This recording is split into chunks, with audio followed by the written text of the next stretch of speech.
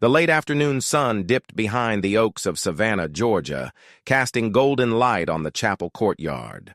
Soft violin strains floated through the air as Claire Bennett stepped forward in her flowing ivory gown. Her hands, gloved in lace, clutched a bouquet of garden roses, each petal delicate, like the secret she was about to make public. The crowd rose, phones came up. Whispers started. Then Ethan Cole entered, tall, composed, eyes locked only on her. The same Ethan who, just 2 years ago, had been madly in love with her older sister, Olivia Bennett. There was a pause, an almost imperceptible glitch in the air, as guests pieced it together. Some whispered. Some gasped. "Isn't that Olivia's ex-fiancé? I thought they were getting married before he vanished." But nothing stopped Claire from smiling, until the doors at the back slammed open. There, in a jet-black cocktail dress and blood-red heels, stood Olivia. She didn't flinch. Didn't hesitate. She walked with purpose, each heel click echoing like a warning shot. When she reached the front row, she locked eyes with Ethan, then turned to Claire. "You seriously expect me to just sit and watch you marry the man I was supposed to spend forever with?" Claire's breath caught. Ethan's hand tightened around hers, but Olivia wasn't done. "You think this is love? No, Claire. This is theft. You took what was mine, and I won't bless this betrayal." She dropped something at Claire's feet, a photo of her and Ethan from their engagement party, torn in half. Then she walked away. No one moved. Not the officiant. Not the family. Just the sounds of birds and broken trust hung in the air. Claire lowered her gaze to the photo. Her lips trembled, but she didn't cry. Instead, she looked straight at the crowd and said softly, "You only know their story. It's time you heard mine. Welcome to Karma Strikes, where betrayal meets blood and justice has many faces. In this episode, you'll witness how a forbidden love cracked open a family legacy, how secrets buried deep in Savannah soil refused to stay hidden, and how one woman chose love over loyalty and paid the price. If you were Olivia, would you forgive your sister or walk away forever? Comment below. And don't forget to like and subscribe to Karma Strikes, because truth has a way of finding the light. Savannah, Georgia, where the air hangs thick with magnolia and memories. It was here, under the shade of ancient oaks and the hush of southern charm, that the Bennett sisters were raised. From the outside, their life looked pristine. A white-columned home, summer garden parties, a family name that meant something. But under the lace and lemonade, something was always fractured. Claire Bennett had always been the softer one, the quieter shadow to her sister Olivia's unrelenting light. Where Olivia was all sharp edges, top of her law school class, always 3 steps ahead, Claire was music and daydreams. She taught piano at a small conservatory, wrote poetry in leather journals, and never fought for the spotlight. Not when it came to school, not in family dinners, and certainly not in love. Growing up, their mother used to say, "Claire's the heart, Olivia's the spine." But somewhere along the way, the heart learned how to break and hide it. 2 years ago, Olivia brought home Ethan Cole. He was charming in the understated way that Southern men often are, polite, handsome, with eyes that noticed more than he admitted. An architect from Charleston, Ethan had poise, presence, and a past he kept folded neatly away. He fit into Olivia's world of high expectations, like he'd been born for it. And yet, Claire saw something that others missed. The way Ethan's smile slipped when Olivia spoke over him. The slight pause before he answered her calls. The quiet gratitude in his eyes whenever Claire asked about his drawings instead of his resume. Then one day, the engagement was off. No dramatic scene. No tears. Just a simple message from Olivia over wine. "We're done. He wasn't serious enough." Claire had nodded, pretending not to care. Pretending her heart hadn't just skipped at the mention of his name. Ethan disappeared from their world until he didn't. 6 months later, Claire saw him again, alone, at a gallery downtown. He was thinner, softer around the eyes. They talked, cautiously at first, then more. Coffee turned into walks along the Savannah riverfront. Emails became late-night phone calls. And one night, under the golden lanterns of the Bonaventure courtyard, he kissed her. Claire pulled away. "This isn't fair." But Ethan only said, "It's not about fair. It's about real." They kept their love a secret. For almost a year, they lived in parallel silence, meeting in places Olivia would never go. Claire tried to fight the guilt, but love has a way of sinking its roots deep, even in the wrong soil.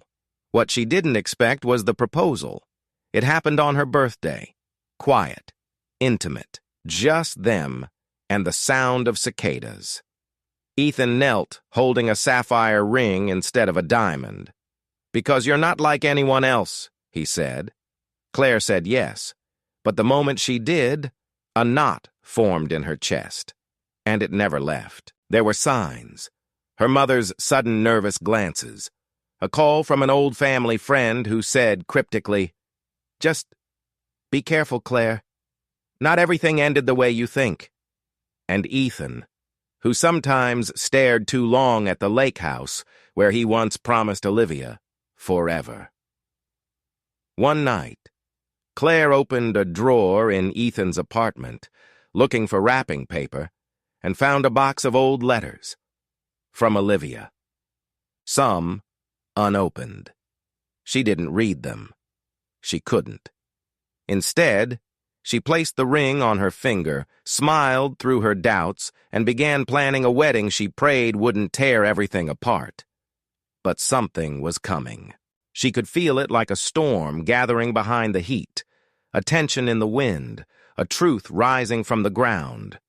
And on the day of the ceremony, when Olivia crashed through the chapel doors in a dress darker than her intentions, Claire knew. This wasn't just about love. This was war. The silence after the wedding crash lingered like smoke. Olivia's words, sharp, scorched into memory, refused to leave Claire's ears. "You always wanted what I had, and now you've got it. I hope it destroys you." For days, Claire couldn't breathe properly. The wedding was postponed under the guise of family emergency. But the truth sat between her and Ethan like a third presence, silent, watching, waiting. Claire asked him once, voice soft, fingers curled tightly in her lap, "Why did you and Olivia really break up?" Ethan exhaled slowly. "Because she didn't want love. She wanted control." He looked away, then added, "She pushed me out. Cold. No explanation. I left to protect myself." Claire wanted to believe that. She needed to. But Olivia's venom wasn't just bitterness. It was personal. It was targeted. Then came the letter. It arrived without return address, slid under Claire's apartment door like a whisper in the night. The envelope was cream, the handwriting unmistakable, Olivia's. She opened it with trembling hands. Inside were 3 things: a copy of an old ultrasound, a hospital intake form, Olivia Bennett, 6 weeks pregnant, a handwritten note. "He never knew. I never told him. I lost it before I had the chance." Claire dropped the letter. The room spun. Her heart pounded like it was trying to escape her chest. Olivia had been pregnant, with Ethan's child, and she never told him. Claire sat on the floor for hours, staring at the walls like they might offer answers. What kind of sister hides something like this? And worse, what kind of fiancé doesn't know the truth about the man she's marrying? That night, she confronted Ethan. He looked stunned, genuinely confused, when she showed him the documents. "I didn't know. Claire, I swear to you, I had no idea." She believed him, or maybe she wanted to. But belief doesn't cancel betrayal. It just delays the explosion. In the following days, Claire couldn't sleep. She replayed conversations, reread the letter, watched Ethan move through their shared apartment like a man dodging landmines. So she called someone she hadn't spoken to in years, Nina Sullivan, Olivia's college roommate. Nina was hesitant at first, but when Claire mentioned the pregnancy, Nina sighed. "I begged her to tell him. She refused. Said he'd get too attached and that she didn't want a man who stayed just because of obligation." Claire asked, "So she ended things to protect herself?" Nina paused. "No, Claire. She ended it because she was scared he'd love the baby more than her." That was the crack, the splinter that broke everything open. Claire began searching, hospital records, emails Olivia once forwarded. And then, deep in an old family filing cabinet, she found something Olivia had no idea still existed. An insurance claim, filed by Olivia 2 months after the supposed miscarriage. It listed emotional trauma, but also referenced a fall on the back stairs of their childhood home. Claire remembered that day, Olivia crying, claiming she'd tripped. Their parents dismissed it as stress. But what if it wasn't an accident? What if Olivia, fearing motherhood, fearing being vulnerable, made a choice no one knew about? Claire's hands shook. She copied everything, took photos, backed it up. Then she went to her mother. The woman looked at the documents and turned pale. "Claire, let this go." "Did you know?" Her mother didn't answer, just reached for Claire's hands and whispered, "Not everything needs to be dug up. Some graves are better left undisturbed." But Claire couldn't, because this wasn't just about Ethan anymore. It was about trust, about truth, about a sister who built her identity on lies and silence, and now wanted to destroy Claire for daring to be loved. She returned home and looked at Ethan, really looked at him. "Would you have stayed if she told you about the baby?" His answer came too slow. "I don't know." And just like that, Claire's world didn't crack. It crumbled. If you found out your sister hid something like this, would you forgive her or fight back? Comment below. Your story matters. Coming up next, Claire begins her quiet revenge, not through anger but through truth. Because karma doesn't rush, but it never misses. Stay with us, only on Karma Strikes. For the first time in her life, Claire Bennett stopped waiting for answers. She started asking the right questions, and more importantly, she began collecting the truth, piece by piece, like shattered glass in a stained glass window no one ever finished. The apartment she shared with Ethan grew quieter. The silence between them wasn't peace, it was avoidance. Every touch felt rehearsed, every smile tight. And still, Claire played along, until she didn't. It began with a single voice recording. Claire bought the device online, nothing fancy, just a black cube disguised as a portable charger. She slipped it into her purse the next time she had lunch with her mother. Over quiche and coffee, she brought up Olivia. "She's been acting more aggressive," Claire said, stirring slowly. Her mother sighed. "She's always been volatile. She just hides it better in court." That sentence alone felt like gasoline. Claire nodded, smiled, paid for lunch. That night, she listened to the recording over and over, noting every pause, every inflection. She clipped it, labeled it Volatile Confirmation Number 1, and backed it up on a hard drive she hid behind the piano's soundboard, one place Olivia would never think to look. Claire then turned to Ethan's laptop while he slept. She wasn't proud of it, but she'd given him her full trust. What had he done with it? She found a folder, encrypted, labeled only Past. Her hands shook as she tried combinations. The password was Sullivan 1989, Nina's last name. Inside, scanned photos, texts, even screenshots of Olivia's text threats from before the breakup. One read, "If you leave me, I swear I'll ruin you in every way." Another, "She's watching you, you know. Claire's not as innocent as she looks." Claire's blood ran cold. So Olivia had known, suspected, even back then. But she hadn't said a word. Instead, she'd waited. Like a serpent coiled in velvet, she'd let Claire step into the trap herself. From that point forward, Claire documented everything. She installed a second audio recorder in Ethan's studio behind the curtain rail. She wasn't even sure what she was looking for. Maybe a confession, maybe a warning. But what she found was Ethan's late-night call to someone. Voice low, tense. "I can't keep lying to her. She's not stupid." A pause. Then, "No, I didn't tell her about the inheritance clause yet. I will. I just need to time it right." Claire froze. Inheritance. She dug again, this time through Ethan's legal paperwork. Inside a drawer labeled Private Coal Estate, she found it, a clause in his late grandfather's will. The estate, valued at $3.4 million, shall be transferred upon marriage, provided the union receives no formal objection from any immediate blood relative of the groom or bride. And just like that, it made sense. Olivia's interruption wasn't just emotional sabotage. It was strategic. If she formally objected during the wedding, Ethan would forfeit the inheritance, which meant Claire wasn't just in love. She was a pawn. Tears welled, but she didn't let them fall. Not anymore. Instead, she called Nina again. "I need you to tell me everything, every fight, every secret, every lie Olivia told." Nina hesitated.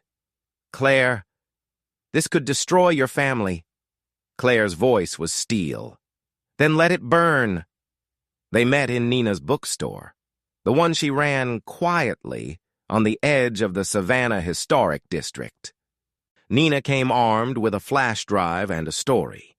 It turned out Olivia had kept a second phone during her relationship with Ethan. On it, messages to another man, a judge, married, powerful, blackmail, leverage, control. She played both of them, Nina said. And when the pregnancy happened, she panicked. She didn't want either man. She just didn't want to lose. Claire clutched the flash drive like it was a sword. She returned home that night to find Ethan pacing the balcony. When he saw her, he smiled. But Claire didn't. "Tell me about the inheritance, Ethan." His smile faltered. "Claire, tell me why Olivia's objection mattered. Tell me who you were talking to at 2 a.m. Ethan sat slowly. "It wasn't what you think. Yes, the money was real. But I didn't come back for that. I came back because I couldn't forget you." Claire leaned in, eyes steady. "Then prove it. Tell me everything. Right now." He did, or he tried. Some of it matched Nina's files, some of it didn't. But Claire didn't need the full truth from him anymore. She had what she needed. She made a copy of every file, printed photos, screenshots, recordings, everything. She hired a lawyer, quietly, Kelly Thompson, a family law expert from Charleston with no ties to Savannah gossip. Together, they built a private case file. Then she made one final move. She mailed Olivia an invitation, not to a wedding, to a private arbitration hearing, to settle defamation, fraud, and emotional manipulation claims under Georgia mediation laws. The hearing would be held in 3 weeks at the courthouse downtown. Claire didn't want revenge. She wanted clarity. She wanted closure. But mostly, she wanted Olivia to see her not as the shadow, but as the storm. She didn't sleep that night.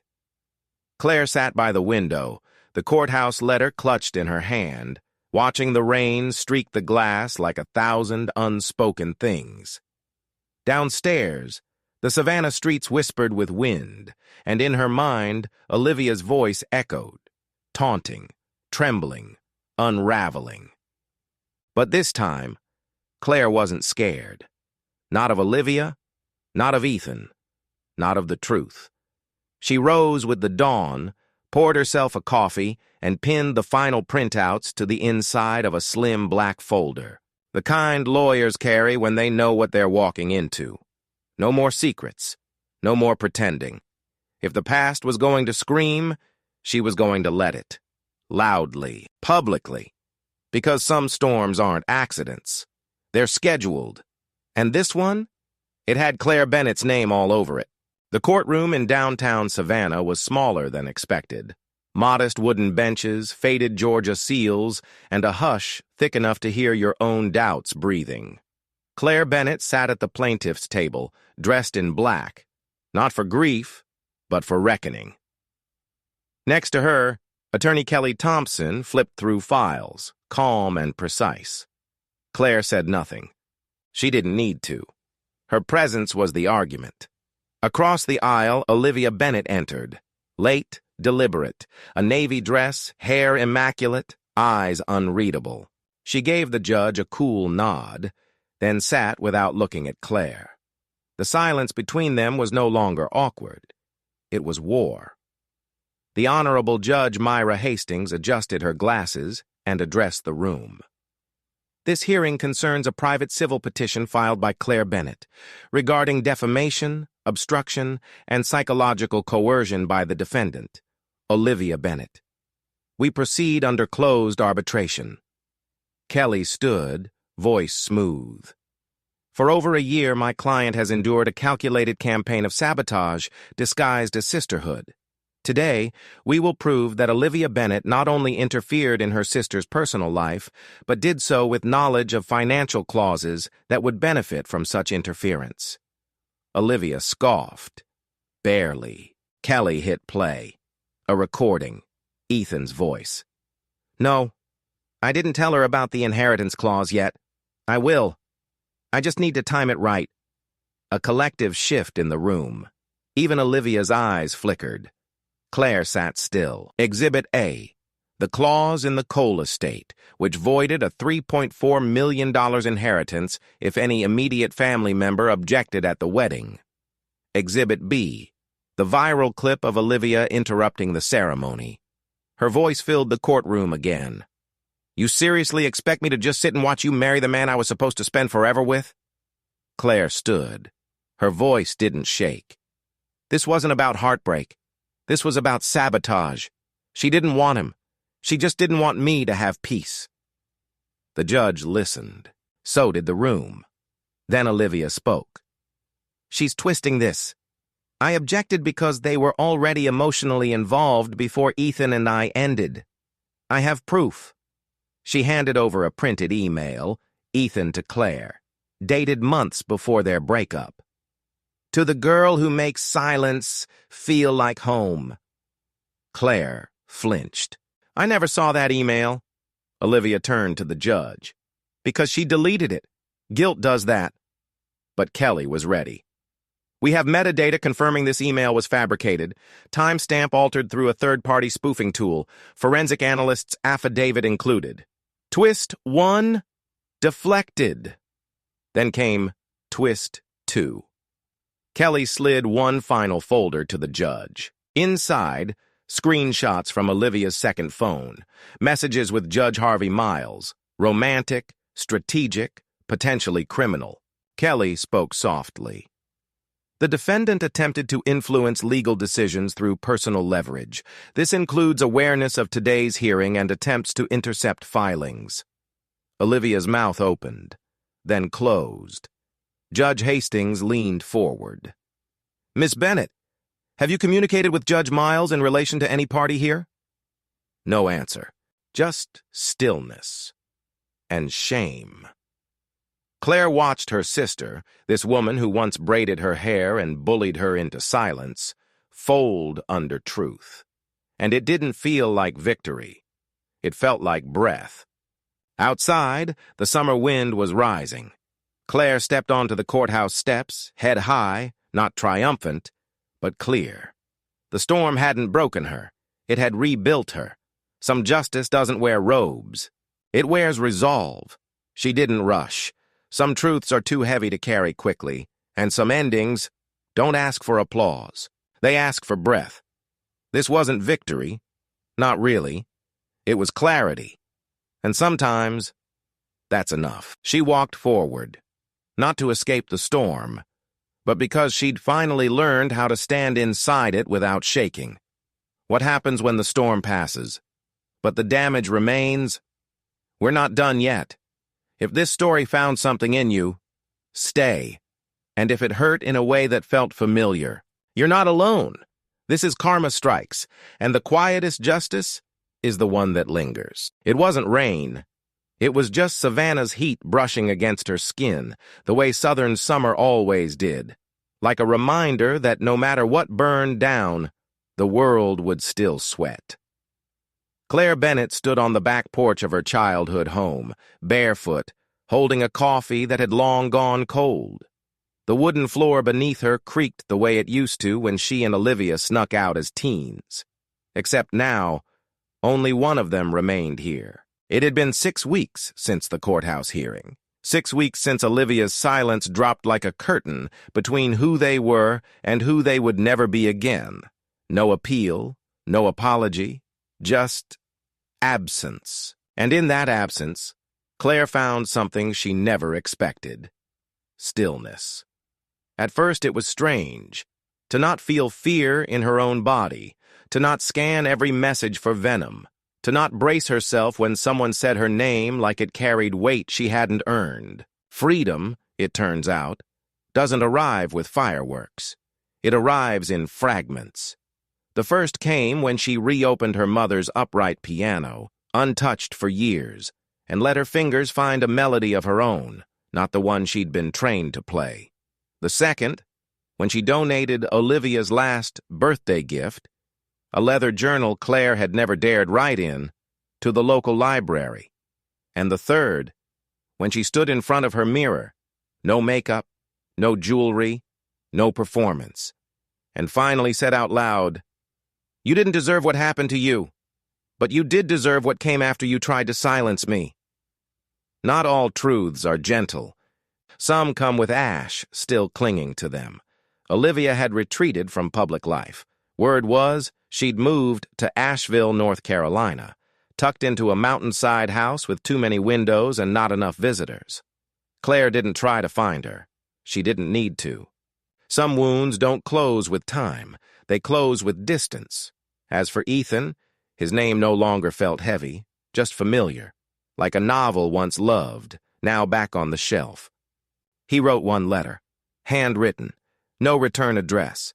"Claire, I know silence is the only answer you owe me, but I want you to know I didn't just fall in love with you. I fell in love with the way you saw me. And I never deserved that." She didn't write back.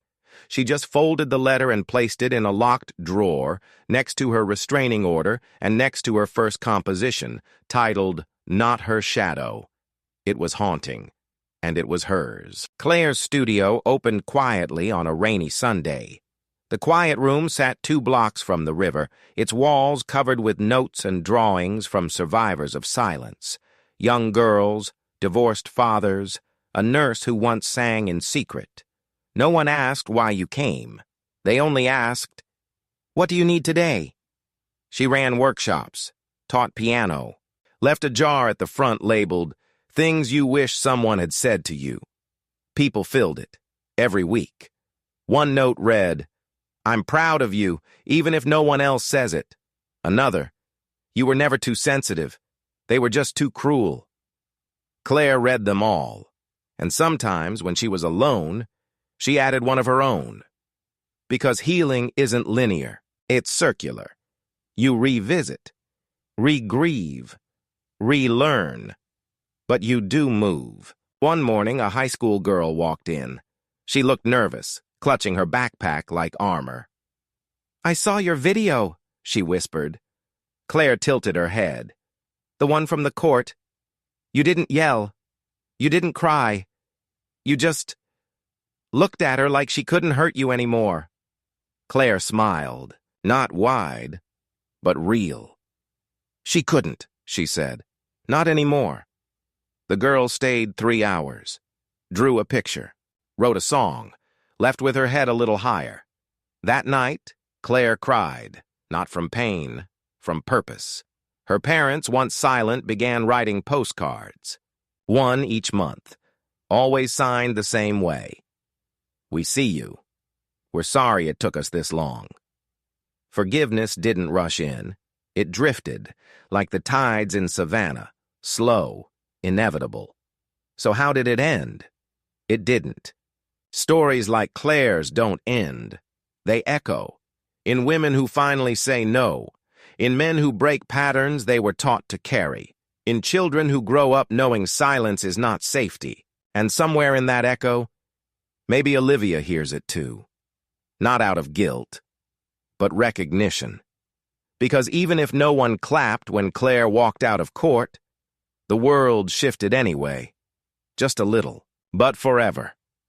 This is Karma Strikes. And if this story felt too real, it's because some truths aren't fiction. They're just rarely spoken out loud. So now, we ask you, what silence did you survive? Comment below. We're not here to judge, we're here to listen. And if Claire's story stayed with you, like, subscribe, and stay with us. Because sometimes, justice isn't loud. It's just finally being able to breathe without apology.